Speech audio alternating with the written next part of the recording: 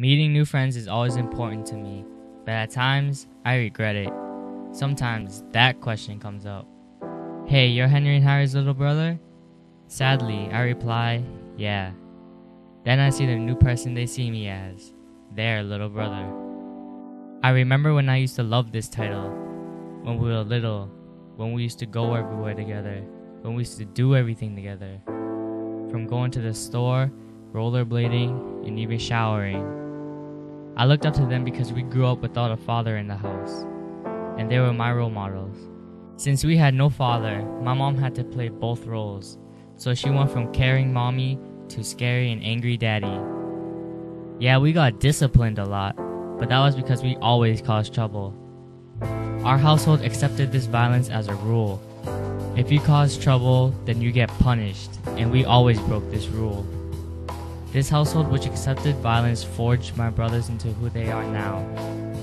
Without a role model, they found someone to replace their father.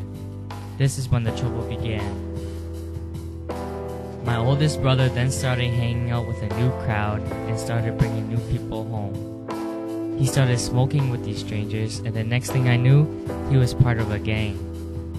My other brother later on continued the trend. He too began to smoke and began the gang life. This suddenness confused me. How could they have changed so dramatically and so quickly? My brothers had changed. They used to act really friendly and never caused any trouble. But when they got involved in the gang life, they started acting rude and egotistical. They were acting stupid, and this made me angry. I started to hate them for what they had become and ignored them. I just continued my life without them in it anymore. I stayed in school, made my own friends, and made my own life. But it was all pointless because I had gotten the title, their little brother, from others. I was stubborn and believed that ignoring them was the solution for my anger. I then realized that they were just continuing the life of violence that they lived throughout their whole life. I then started to think about my little brother.